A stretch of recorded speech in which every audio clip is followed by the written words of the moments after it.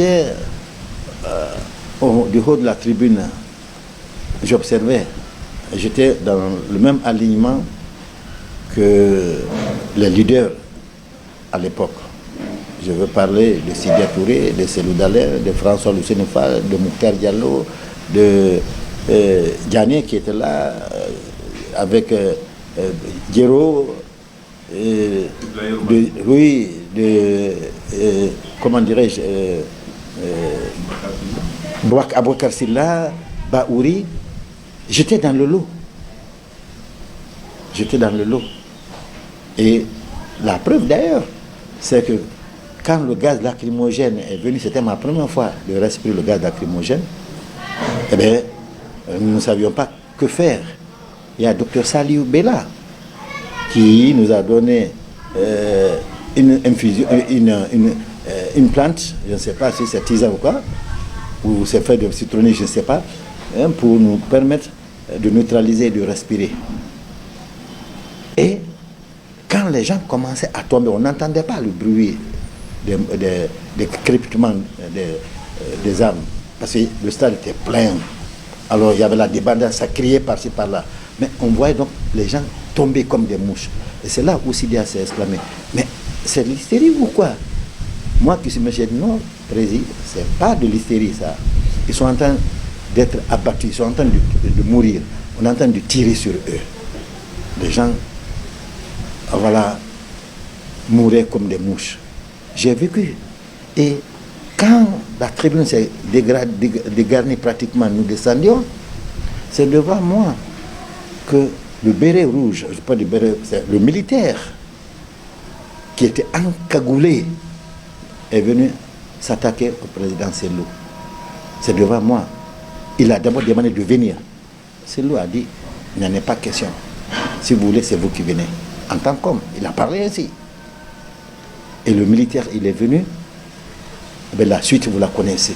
Je ne vais pas rentrer dans le détail. Quand j'ai vu ça, pour moi, pour Cellou, c'était fini. Et je suis sorti doucement. En marchant, déjà, j'étais moi-même préparé déjà à mourir parce que là, on n'a pas laissé les leaders et les gens sont en train de mourir comme des lapins. Ce n'est pas moi qu'on épargnera. Donc, je suis sorti jusqu'au niveau du petit terrain, du petit stade. À ce niveau, avant d'y arriver, j'ai vu que Jean-Marie Doré était trimballé. On le tenait par les chemises, on le trimballait, je ne sais vers où. Mais je l'ai bien vu et je l'ai bien distingué, entouré de militaires qui le trimballaient. Nous sommes allés au niveau du petit stade et c'est là où nous étions agglutinés. Il y avait plus de 1000, plus de 2000 personnes, traquées comme des bêtes. Nous ne savions pas où aller. Nous ne savions pas où aller. Les jeunes tentaient de monter les arbres qui trônaient au niveau du petit stade là-bas. Et certains montaient sur la toiture de la salle de basketball. Ayant vu cela, nous avons compris que le jour était arrivé. Et moi, je me suis dit, je ne vais pas mourir dans l'anonymat. Parce que si je vais mourir, je ne vais pas mourir dans l'anonymat. Alors, pour cela, deux choses. Il faudrait que je sorte du lot pour que, si je tombe, qu'il y ait quelqu'un au moins qui peut-être allait survivre parmi ces milliers de personnes qui a dit, moi j'ai vu Dr Keita tomber. Première chose. Et deuxième, je voulais tomber en homme. Un homme tombe la face au soleil, pas la face à terre. Quand vous tombez la face à terre, vous êtes un lâche, vous avez voulu fuir. Quand vous êtes un homme, vous tombez la face au soleil, parce que vous avez affronté gaillardement la mort. Alors, j'ai récité ma dernière prière, Ayat al-Kursi, et je suis sorti. En allant, j'ai fait comme 4 pas, j'ai entendu le secrétaire fédéral de l'UFDG à l'époque de Ratoma, qui a été honorable député, Aliouba, et mon nom. Docteur Keita, docteur Keita, docteur. Ah, j'ai compris que quand même déjà, si quelqu'un survivait là-bas, on sait déjà, si je tombais, que je ne serais pas importé disparu. Mon objectif était atteint. C'est ainsi que, voilà, je ne sais pas par quel miracle, comme à 40 mètres de nous, où les militaires étaient prêts, étaient en train de tirer à bout portant sur les gens, et moi, ils ont cessé. Jusqu'à ce que je sois arrivé à leur niveau. Ils m'ont demandé, qui êtes-vous? J'ai dit, je suis médecin. Alors, que faites-vous ici? Directement, on m'a pris, on m'a sorti avec moi, on m'a dit de monter dans un camion militaire qui était en face là, qui avait la direction vers la ville. Et cette direction vers la ville, paraît-il que c'était vers le camp Boiro. Je n'ai pas voulu monter.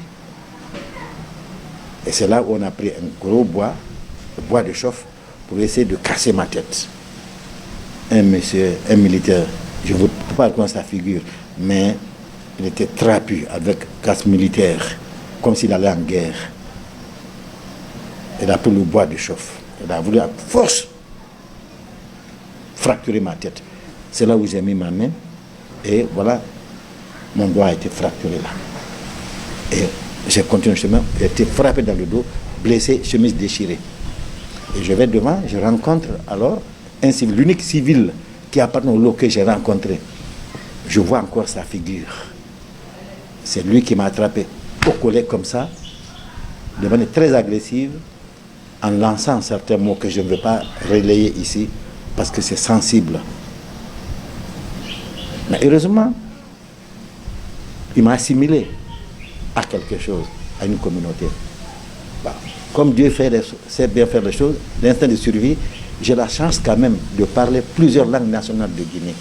Ayant compris ce qu'il était lui, alors, et ce qu'il réprimandait, j'ai parlé une langue nationale que lui-même ne comprenait pas. Vous savez, je parle kissien, je parle malinké, je parle soussou, je parle peul, en plus du français, anglais, espagnol et portugais. Donc je lui ai parlé en kissien, parce que je sais, il ne comprenait pas ça. Eh bien, il a compris qu'il pouvait me laisser passer. C'est ainsi que j'ai passé. Je suis allé, j'ai été récupéré par une famille vers l'Andrea, où je suis rentré, d'à partir d'où Hadji Alimatou a réussi à me faire sortir pour m'envoyer à Donka, où on m'a soigné. Ce que j'ai vu aussi à l'hôpital Donka m'a de plus sidéré. Pas par la cruauté, non, mais par le comportement, par le manque de respect qu'on a eu ce jour-là face au serment d'Hippocrate. Vous savez, le militaire, il est formé au pire pour tuer. Donc vous avez vu le ministre de la Santé? J'ai vu le ministre de la Santé. D'ailleurs, c'est l'unique militaire, en réalité, que je reconnais. Parce que non seulement il était ministre de la Santé, mais en plus, il est venu tout proche de moi quand il venait voir les malades étalés, pour dire ainsi, sur le carreau aux urgences de Donka. L'attitude qu'il a eue n'est pas l'attitude d'un professionnel. Normalement, il doit avoir la pitié, il doit avoir l'empathie. Mais il le réprimandait. Et les militaires qui le suivaient se comportaient mal et bousculaient même les gens avec leurs pieds. Ce qui nous a même effrayés. Et ce qui a fait que, profitant de ma position de médecin, certains médecins qui m'ont reconnu m'ont sorti du lot pour m'habiller en blouse blanche, afin que je passe inaperçu devant les militaires qui allaient venir certainement pour nous emporter.